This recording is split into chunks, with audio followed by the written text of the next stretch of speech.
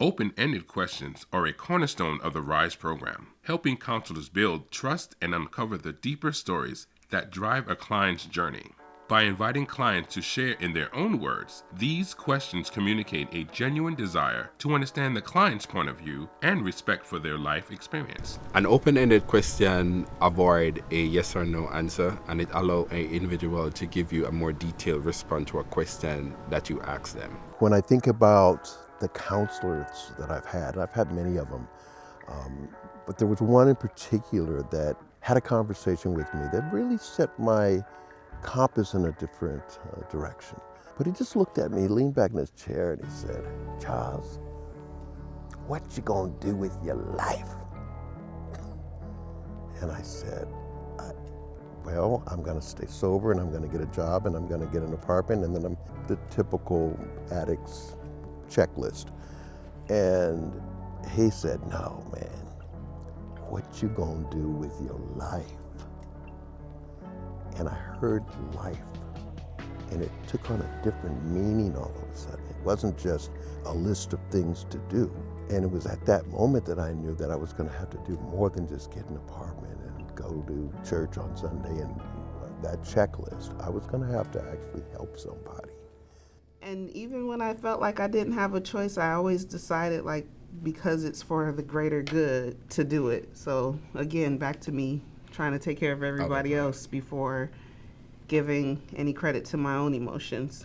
So do you think about that a lot? Yeah.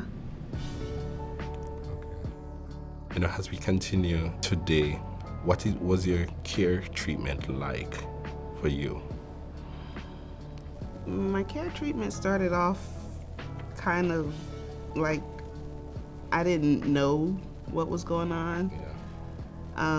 I remember a lot of times going to my doctor's appointments and not even understanding why I was there. But as I got older, I remember having more of an opinion about what I wanted to do and if I wanted to participate. And at times I didn't feel like I had a choice. Right. Just feeling like I owed it to somebody. I don't know who I thought I owed it to. But it's this feeling of I need to do this. Even though I didn't want to, I didn't like getting my blood drawn. I didn't like having to get the flu shot every year. I didn't know any other child that had to get a flu shot every year, and that thing hurt.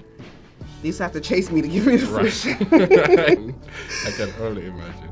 And even when I felt like I didn't have a choice, I always decided, like, because it's for the greater good, to do it. So again, back to me trying to take care of everybody else before giving any credit to my own emotions. All right, so one of your major concerns that I hear you talking about was the premature aging the medicine gives you. Can you tell me more about it?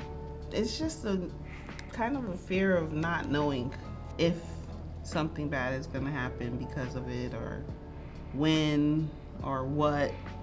Just knowing that it's a possibility.